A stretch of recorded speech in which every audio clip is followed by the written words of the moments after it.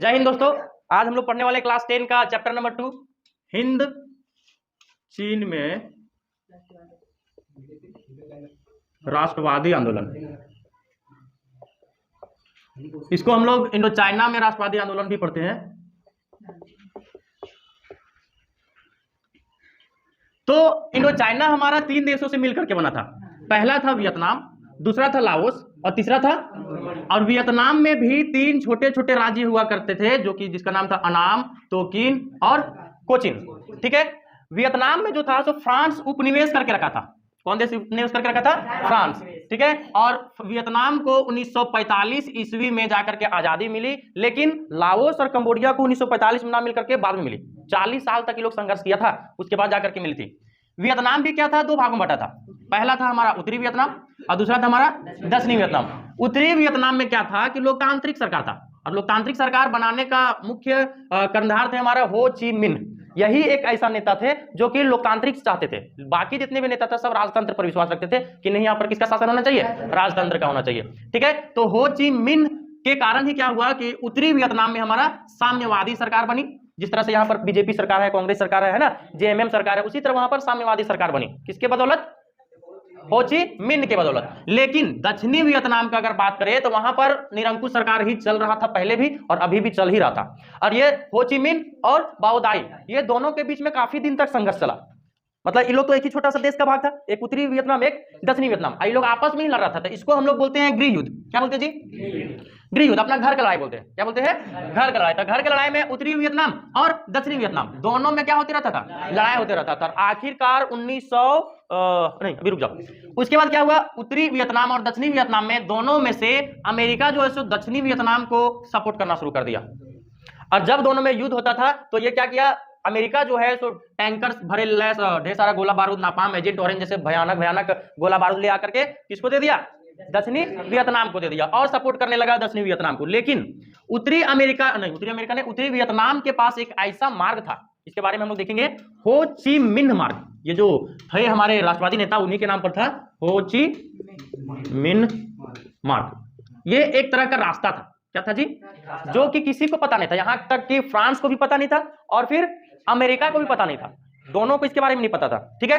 अच्छा, हो Chi Minh मार्ग जो है सो मान लो ये है हमारा वियतनाम, और ये वियतनाम को बांटने वाला एक बॉर्डर समझ लो था। क्या था? एक तरफ बांट देता था उत्तरी वियतनाम को और एक तरफ बांट देता था दक्षिणी वियतनाम को। ठीक है। तो फ्रांस हारा था कैसे? 1945 में वियतनाम से कैसे हारा था? तो इसी रास्ते की वजह से वो हारा था। यहां पर वियतनाम लोग क्या किया था, जगह जगह पर आश्रय बना दिया था, जहां पर जो भी घायल सैनिक हुआ करता था उन लोग को इलाज भी होता था, हॉस्पिटल टाइप का, है ना, फर्स्ट एड होता था। साथ ही साथ अगर किसी को कुछ गोला बारूद वगैरह, गन वगैरह, है ना, गोली वगैरह कुछ भी अगर घटता था तो उन लोग इसी रास्ते से पहुंचाता था। ठीक है। और यहीं से लोग क्या करता था कि फ्रांस के सैनिकों को और अमेरिका के सैनिकों को यहीं से खदेड़ दिया था, और यहीं फिर वापस लोग आया नहीं था। ठीक है। तो ये क्वेश्चन आता है हो ची मिन्ह मार्ग। इसमें खास करके महिला लोग ज्यादा भाग ली थी। कौन लोग? क्योंकि सारे पुरुष तो, अधिकतर पुरुष कहाँ थे? सेना में थे, है ना। तो महिला लोग ये क्या करती थी, खाना वाना पहुंचाती थी, कोई हथियार पहुंचाना तो उसको पहुंचाती थी, कोई सैनिक घायल है तो उसका केयर करना है तो उसको करती थी। तो अधिकतर महिला लोग हो ची मिन्ह मार्ग का यूज करती थी। एक क्वेश्चन ये भी पूछता है कि वियतनामी राष्ट्रीय आंदोलन में महिलाओं का क्या भूमिका था? ठीक है। तो महिलाओं का भूमिका किसी को बता देना कि किस तरह से वो लोग सैनिकों को सहायता किया करती थी, किस तरह से हथियार भी पहुंचाती थी, किस तरह से खाना वगैरह सारा पहुंचाती थी, है ना। इसके साथ साथ अगर सेना में पुरुषों का कमी है तो उस कमी को भरपाई करने के लिए भी महिला लोग खुद हथियार उठाती थी और खुद जाकर के लड़ती थी। ठीक है। तो इस राष्ट्रवादी आंदोलन में महिलाओं का भी बहुत बड़ी भूमिका थी। ठीक है। चलो, कहां थे हम लोग? अमेरिका में, है ना। तो इसी मार्ग की वजह से हमारा अमेरिका भी हारा था और हमारा फ्रांस भी हारा था। चलो, तो अब वियतनाम का एकीकरण हो गया हमारा 40 साल के संघर्षों के बाद। 40 साल पहले हमारा आजाद हुआ था 1945 में वियतनाम, और वियतनाम का एकीकरण मतलब जो उत्तरी वियतनाम और दक्षिणी वियतनाम 2 भाग में बटा हुआ था, ये दोनों कब? 40 साल के संघर्ष के बाद 30 अप्रैल 1975। ये 30 साल का, सॉरी, 1945 था, 30 साल के बाद 1975 में फिर क्या हो गया था? इसका एकीकरण हो गया था। अच्छा, एकीकरण करने में सबसे बड़ा भूमिका नहीं था हो ची मिन्ह का। ठीक है। ये हमेशा इससे लड़ता था, बाओ दाई से, इसी वजह से कि तुम है सो, हम अगर लोकतांत्रिक सरकार लागू किए हैं तो तुम भी लागू करो, और अक्सर इससे वो लड़ते रहता था, अक्सर सिर्फ और सिर्फ एकीकरण करने के उद्देश्य से, उसको हड़पने के उद्देश्य से नहीं। लेकिन अगर ये लड़ेगा और ये अगर जीतता तो फिर वो उसको हड़पता और उसमें पूरा वियतनाम में राजतंत्र लागू करता। और राजतंत्र तो जानता ही अधिकतर निरंकुश ही होता है, ठीक है। अच्छा, हमारा इंडो चाइना में ढेर सारे राष्ट्रवादी नेता थे, जिसमें से पहले नंबर में आते हैं हुइन फुसो।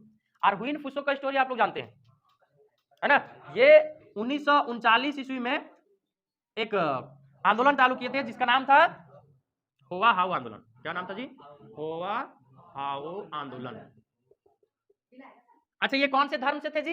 बौद्ध धर्म के विचारक थे और मेकांग डेल्टा क्षेत्र के निवासी थे। अच्छा, मेकांग डेल्टा का भी बताएंगे को, ठीक है, अभी बताएंगे मेकांग डेल्टा, ठीक है। 1939 में एक आंदोलन चलाए थे होवा हाउ आंदोलन, और वे बौद्ध धर्म के विचारक थे और कहाँ के निवासी थे? मेकांग डेल्टा क्षेत्र के निवासी थे। अच्छा, ये इस आंदोलन में एक प्रखर विरोधी थे, किसके किसके? शराब के प्रखर विरोधी थे, अफीम के प्रखर विरोधी थे, और बालिका वधुओं के खरीद फरोख्त, मतलब खरीद बिक्री होता था पहले, छोटी छोटी लड़कियों को खरीद करके बेच दिया जाता था दूसरा तीसरा जगह पे, उसको खरीदना बेचना, इसके विरोधी थे बालिका वधु। हाँ, उन लोग को भी मजदूर बनाने के लिए उन लोग को भी बेचा जाता था, ऐसा नहीं कि सिर्फ दोनों को बेचा जाता था। अच्छा, एक चीज, ये जादू टोना में ज्यादा विश्वास रखते थे। जो अभी झाड़ फूक हम लोग करवाते हैं, उस झाड़ फूक में अंधविश्वास में ये ज्यादा विश्वास रखते थे, और सब इसको लगभग पागल बोंजा ही कहता था। फ्रांसीसी लोग, वियतनामी का नहीं कह सकते, फ्रांसीसी लोग सब इसको क्या कहता था? पागल बोंजा। और इस आंदोलन को दबाने के लिए फ्रांस का सरकार जो है तो उसको कहां भेज देता है? पागल खाना में भेज देता है। और फ्रांसीसी लोग बोलता है कि जब तक इसको डॉक्टर ना बोल दे कि ये पागल है तब तक हम लोग पागल मानने वाले नहीं है। तो उसको एक डॉक्टर को काम सौंप दिया गया था कि इसको पागल घोषित करो। लेकिन कुछ ही दिनों में क्या होता है कि वो पागल भी उसका अनुयायी हो जाता है, वो मान लेता है कि ये पागल नहीं है। पागल नहीं है तो 1941 ईस्वी में 1941 में हमारा ये क्लियर हो जाता है कि वो पागल नहीं है। तो फ्रांसीसी सरकार क्या करता है कि उसको अंडरग्राउंड करके ही वियतनाम से हटा करके कहां भेज देता है? वियतनाम से हटा करके लाओस भेज देता है। वहां पर एक जेल हुआ करता है जिसका नाम होता है क्या? यातना शिविर। क्या था जी? यातना शिविर नाम का एक जेल हुआ करता था, जहां पर बिना किसी कानूनी प्रक्रिया का, है ना, वहां पर उसको कैद में रखा जाता था, ठीक है। तो उसको फिर यातना शिविर में डाल दिया जाता है। लेकिन अभी भी उसका जितने भी अनुयायी थे उसको अपना गुरु ही मानते थे, ठीक है। चलो, तो एक हम लोग पढ़ने वाले थे मेकांग डेल्टा। मेकांग डेल्टा क्षेत्र जो है एक दलदली इलाका होता है। कैसा इलाका होता है जी? दलदली इलाका।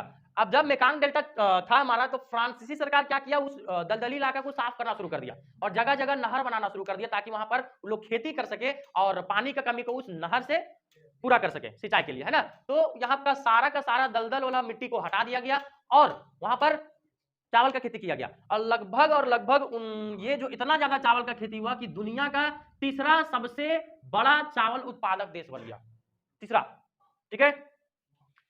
चलो, और था हमारा फान चू चिन। कौन है? फान चू चिन जो था सो ये भी राजतंत्र पर विश्वास ना रख करके लोकतंत्र पर विश्वास रखता था। किस पर रखता था? लोकतंत्र। कि राजतंत्र जो हमारा होता है वो अधिकतर निरंकुश होता है, जनता पर कभी भी ध्यान देता नहीं है, हमेशा ये लोग को दबाने का प्रयास करता है, ठीक है।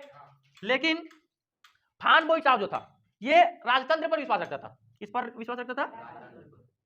जो कि राजकुमार कुआंग को सपोर्ट किया करता था। वो फान बोई चाव एक पुस्तक भी लिखा था जिसका नाम था the history of the loss of Vietnam, मतलब वियतनाम में जितना लॉस हुआ उसके हिस्ट्री के बारे में ये एक पुस्तक लिखे थे, है ना। लेकिन देखो, ये लोकतंत्र पर विश्वास रखता था और ये, ठीक है, ये राजा को चाहता था लेकिन ये जनता का शासन चाहता था। लेकिन दोनों का एक ही विचार था कि किसी तरह फ्रांसीसी सरकार को वियतनाम के प्रभाव से हटाया जाए, कि फ्रांसीसी लोग यहाँ पर नहीं रहेगा। क्यों नहीं रहेगा इसके बारे में हम बताए थे। क्यों नहीं रहेगा? फ्रांसीसी लोग एक तरह का निरंकुशता का काम कर रहा था, उन लोग वियतनामियों को दबाने का प्रयास कर रहा था हर तरह से, चाहे शिक्षा के क्षेत्र में हो, चाहे दफ्तर के क्षेत्र में हो, चाहे किसान नौकरी वगैरह के क्षेत्र में हो, हर क्षेत्र में क्या होता था? वियतनामियों को दबाने का प्रयास करता था। चलो, तो फ्रांसीसी लोग क्या था वियतनामियों पर? फ्रांसीसी लोग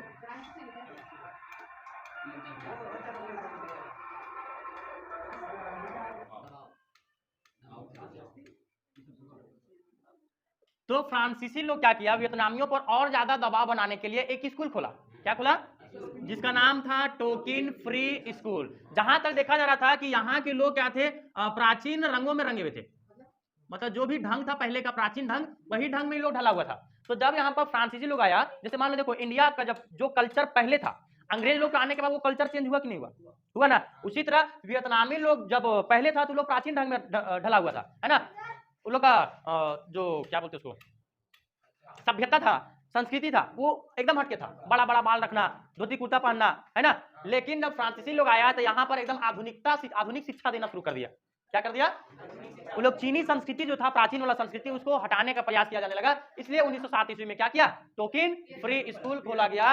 अब उस स्कूल को खोलने के बाद क्या किया गया? जितने भी वियतनामी बच्चे थे जो बड़े बड़े बाल रखते थे, उन लोगों को ये सभ्यता था, संस्कृति था, है ना, तो बड़े बड़े बाल को हटा करके उन लोगों को क्या कर दिया गया? छोटे छोटे बाल कर दिया गया, है ना। ये फ्रांसीसी लोगों का कहना था कि इसको हम लोग आधुनिक तरीके से ढाल रहे हैं, लेकिन वियतनामियों का मानना था कि ये हमारे संस्कृति को क्या कर रहे हैं? एकदम मिटा रहे हैं, एकदम हम लोग को अपनी सभ्यता से हटा रहे हैं, है ना, अपना रंग में ढालने का प्रयास कर रहे हैं। ठीक है।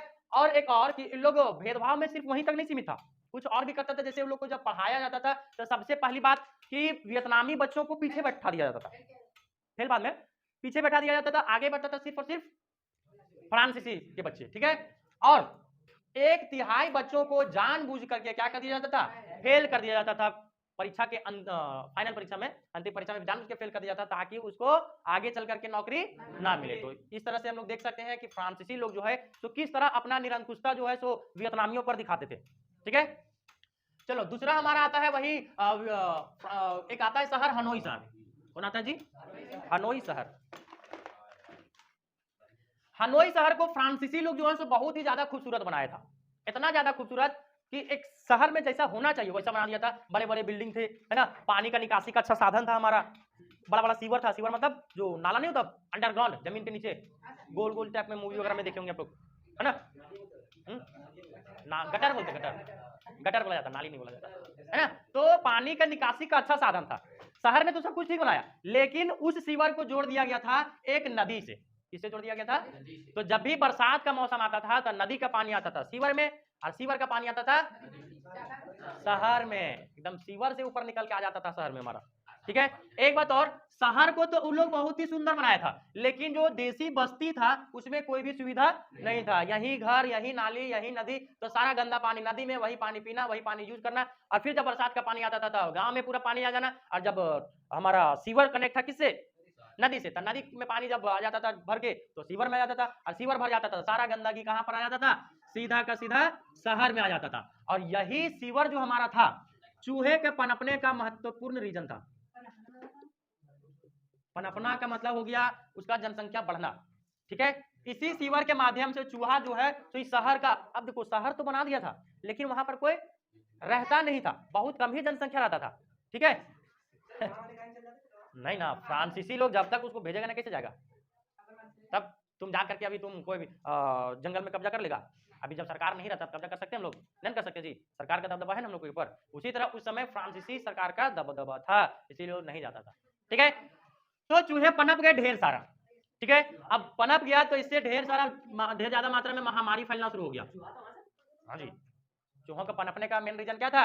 वो सीवर। और चूहे जब पनपे तो ढेर सारी महामारी आ गई। महामारी मतलब बीमारी, भयंकर बीमारी। ठीक है।